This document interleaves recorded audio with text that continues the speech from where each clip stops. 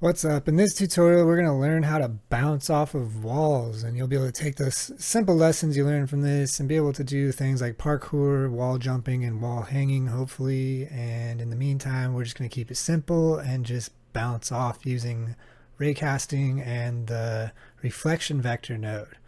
All right, let's get started.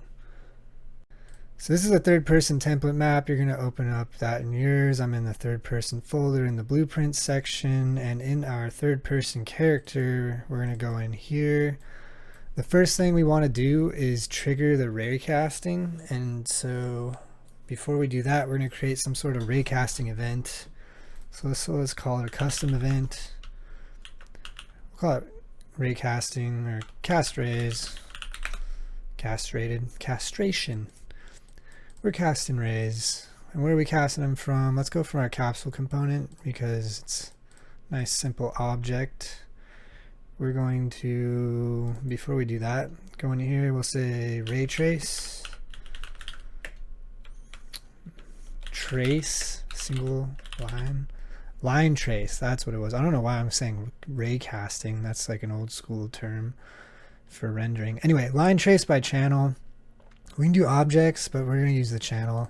For now, we'll leave it at visibility. I can talk about visibility channels and all that if you would like. I almost feel like that should be its own video. But you can make custom trace channels, and it would be a good idea to create a custom trace channel for wall jumping. But we're not going to worry about it right now. So what do we want to do? We need a start and end location. So let's get our start location by get world location. This is where we're going to start. We're going to add to it because otherwise we're just going to get the ground of where the capsule is. So we're going to add some height, about 75. 50 to 90 is probably the range. And then what do we want to do? We want to go forward from this location. So the simple way to do that is to get forward vector. And for some reason I've noticed if you use get forward vector. If you use get forward vector with the mesh, it doesn't actually get forward, it gets to the right. And that's kind of weird. But that's what we're working with. All right, so now we have a forward director. That's just a direction. You need to multiply the direction by a length. And so we're going to go make literal float. This will be our length that we multiply this unit vector by, and we want to actually, we want to add that, not just do that. We have to add the world location to the length. Like this. That'll be our start and our end, and we need a length. Let's just go with 100 for now. To test that this works, we'll do a draw debug for duration. And the duration defaults to 5 seconds. We want to call this when we are in the air because we're going to be jumping and then bouncing off a wall. So we want to raycast in front of our character when they are in the air. And so what do? When we jump, we want to cast rays. So it's probably a good idea to trigger it from your jump move. There's another way we could do it, but I think from jumping will be good for now. Cast rays, and then we'll create a stop cast rays, but for now we don't have that. This will only trigger once when you jump. Let's test it first. Don't mind all this stuff. Oh, that actually triggered more than once. That was weird. Huh. I guess because it's an enhanced input system, when you trigger something, it's like how long did you hold down the button? So if I hold down the space bar, it'll like always be triggering. That's kind of cool. That's totally unintended. Anyway, that's kind of interesting. Not exactly what we want, but it actually almost works for us. We want to create a loop when we cast our rays. So we're going to do, how should we do this? We should set up a loop with a break. I like to do the little cheap hacky way of doing it because we can't use delays in our for loops or our while loops. So we'll do like how many times per second do we want it to trace. let's say like 20 times per second. That's probably overkill. You probably get away with 10, but we'll do 20, or 0.05 will give us 20 times per second. And to do loops without the for thing, you drag it back into itself, like so. And this will continuously loop. We need a break condition. Let's go here. And a break condition, we're going to go branch. We need a boolean. So this actually, we want this to come into here and then this to come up through here. Let's delete these, we don't need them. Let's create a boolean variable b looping. And we'll just put this here. While it's true, this will loop. And while it's false, it'll break out. This is how we enter our cast raise. So when we jump, we will set b looping to true. Let's put that before we cast raise, just in case it breaks out of the loop. If we set it after, that's a bug right there. If you put it over here, that could be a problem. So pay attention to that. Order matters. And then when we stop jumping, we want to stop looping. So let's set that to false, and that's our break condition. All right, cool. So when we jump, we cast the raise. This will loop every 0.05 seconds in front of our mesh. Instead of doing on triggered, we're moving the start into completed, which just means we've let go of the space bar. It doesn't mean we've actually stopped jumping because we're still in the air. And then we're going to say, we want to check if we're falling or not, actually. So let's say character movement component get is falling. There we go. If this is true, then, or false, we should say we want to stop looping. So we'll say if it's false, we'll stop our looping. But we need this to be constantly triggered. So let's try ongoing and see if this executes multiple times or not. I'm going to put a breakpoint here. By the way, guys, I should do all this stuff ahead of time, but I ain't got time for that right now, so I just do this live. So let's hit play. That's not a good sign. So ongoing doesn't do that. How many times do you think started will execute? Otherwise, we're going to make a loop, which that only happened once. Okay. That's a bummer. All right. So here we go. What to do. We want to say, once we've triggered this, we're going to put a do once. What's our do once? We want a loop where we have a delay where we're going to continuously check if we're still falling. Let's do it 20 times a second. Branch.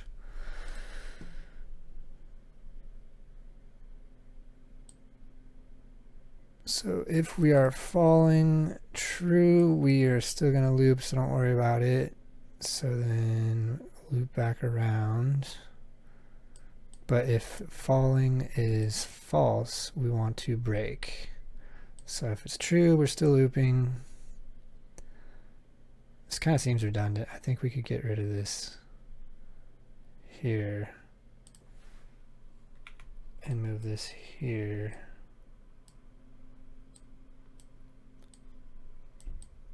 That seems crazy, doesn't it? Put our triggered. Let's move this into position. So we go in here. Are we falling? If true, loop through. If we're not, we're no longer falling. And we will also reset this.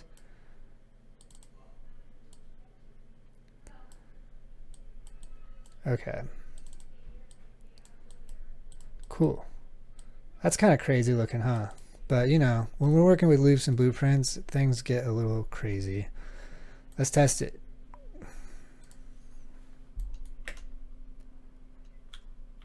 All right, so when we jump, we do our ray casting and we land, it stops. So that is what we want. If we hold spacebar, it doesn't really stay on. So that's good. Cool. Very weird looking for blueprints, like I said, but you know, this is how we deal with loops, so there's a little secret sauce for you. Now we know that we're going through here and we break out here. So now what do we want to do? We want to test for our hit. So to test for a hit, we have our line trace in our cast raise section, and if we break this hit result, which you can do by dragging that out, you can get all this nice information, which is super useful for us. And what we want to do is let's put a branch here. If we return a hit result, let's just go here, and then if it's false, plug that into there. And if it's true, we'll also break out, which means we should probably also get rid of this loop here so we don't keep casting. So let's set this to false because that means we have a hit. We no longer want to ray cast.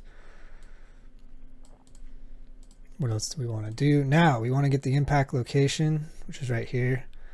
And we're going to use our handy dandy super secret reflection vector. This is pretty cool. So it says that given a direction vector and a surface normal, it returns the vector reflected across the surface normal.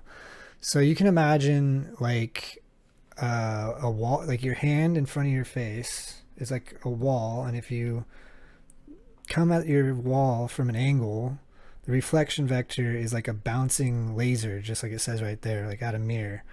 So it's kind of like if you take your screen monitor and you put a mirror or a piece of paper perpendicular to it, that would be like the plane that the vector gets reflected across, if that makes sense. Might not. It'd be much better if I could use my camera to show you. But anyway, so we're going to use that. So our direction, let's see, here's the normal. So our direction is the direction our line trace is coming from. So I wonder if we can use the forward vector. I imagine we can. Let's try that, because that's the direction of our line. So that's direction. Surface normal is the normal of the hit in world space. And this is our return vector. I almost want to create our own line trace just so we can visualize it. Let's do that. To visualize and debug, we're going to do a line trace. We're going to use this as our starting point. Let's make the color blue, the hit color purple or pink, so we can differentiate it. So now we're going to take this vector and we're going to multiply it. We're going to multiply by, like, say, make literal float. Give that a value of like 200, so it's bigger and longer than our other one, so we can again see the difference, and add that to the end of our reflection vector. Now if I'm thinking right, this should give us a nice line off of whatever we're bouncing off. Before we get ahead of ourselves, we want to make sure that our line trace, which is in the visibility channel, will actually bounce off of the stuff in our map. So let's test it first and then check it later. Okay, so when we jump, we're getting a hit. It looks like it's turning green, but it's not reflecting off. That's unfortunate. I should get a better wall. Okay. So, and what I forgot to do is that we were not grabbing the location of the hit result, so we were just doing from the reflection vector, and if you check those values when you hit play, it was giving us like zeros. So now you can see here, make sure you get the hit location. You want to plug that into the start, and then take the reflection vector and the normal. This reflection vector is pulling from the forward vector. Then you're going to multiply that value by, say, 200 just to give it some length, and we add that back to the location so that they're both at the same height relative to the wall, and that'll draw our resulting line from start to end, and it'll be in our color. This is our little debug break. I'm going to disable this or just remove it and hit play, and we'll be able to see our nice little line where it bounces off and gives us this cool reflection. So now that we've got that, we can do something with it. And what do we want to do? We want to bounce off the wall. So let's use a force, because our character will be in the air and we will use an impulse force. But before we do that, let's actually make this taller. So click on whatever wall you're using. You have walls on the outside, and I deleted those. But you can take this thing and just scale it up on the z-axis. I'm going to scale it to 10. Now it looks like a skyscraper. That's kind of cool. And back in our dude, we want to apply apply impulse force. That's not in there. Maybe it's add. Just say impulse force. It's like, doesn't like that. How about maybe it's just an impulse? Okay, it says add impulse. Find it interesting that it's physics here, but we can also add it to the character movement. I wonder which one's better. I actually don't know. I'm going to apply it to the capsule component because it's a simple object, and simple objects means optimization, generally speaking. So we have our impulse. Where do we want it? We could either just use this general direction and use this multiplier to determine how much force we're doing, you know? Like, let's do that. Let's just grab this. And this was our ray trace length, but we're also going to use it as our force, which honestly we should not do that. We should make a custom force. Let's make a variable. We're going to call this bounce force and make it a float. Drag that over here. That one's 200. Let's do 2000. That sounds fun. Let's see what we can come up with. We still want to multiply this reflection vector, and this should give us a nice thingy, which now that you're looking at this is all unnecessary now because this was just for debugging. So we kind of have this complicated looking thing when we could just delete that and use this, but I like it so we can test it. Do we want a velocity change? I think so, because we're changing directions. Let's see what happens now. I'm scared. Are you scared? Let's do this if there's a hit. No, we don't need a hit. That's correct. We're just doing it because this is just for looksies. Alright. Cross fingers. Oh. Did not apply a force. And if it did, it wasn't strong enough.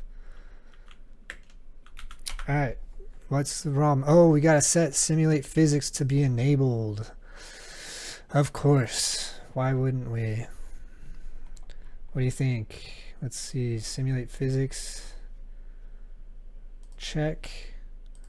You think we have to set it on the capsule component ourselves? Let's just do that just in case. I have a feeling if we set it on the capsule component, that might cause the capsule component to detach from our mesh, but maybe not because it's parented. I'm not sure. If the outermost, item in the hierarchy has simulate physics, will everything underneath it simulate physics? I don't know off the top of my head. That's why we test things. Alright, test.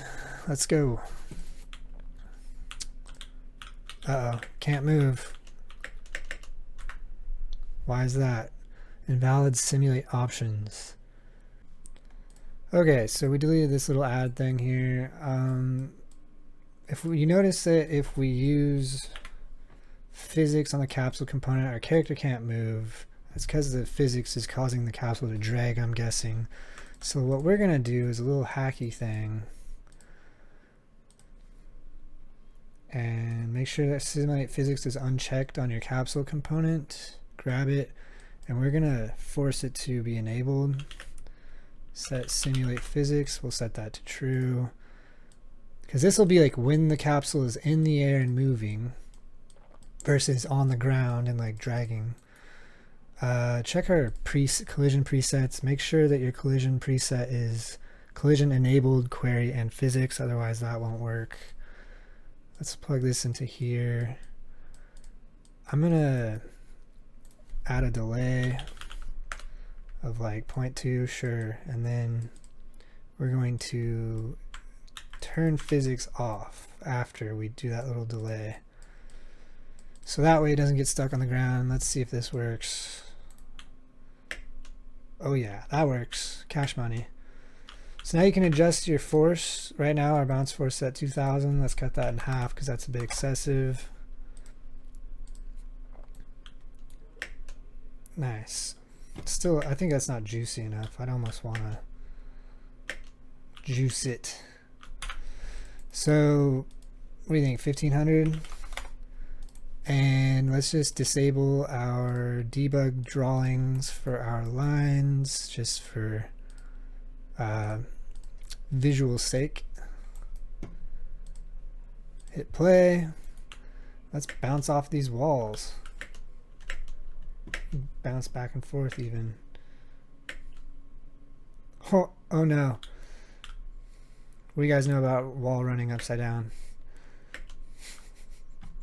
Alright, so that does it for this tutorial. That is like the basic setup of how to set up wall bouncing. You can do cool things with that with like wall hangs and trigger the reflection vector to jump off walls at angles and all that jazz. You can use it for bullets, explosions, just laser beams, anything like that. So in this video, I say basic, but it's obviously a little not so basic, is it?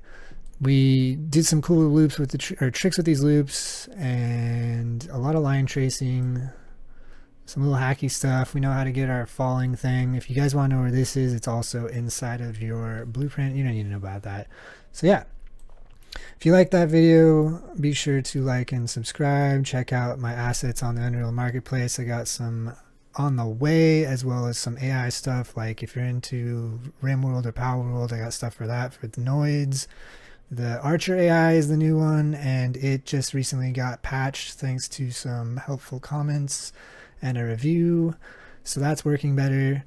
And yeah, stay tuned for more videos. I kind of missed this last week because I got busy fixing some stuff. All right, thanks and peace.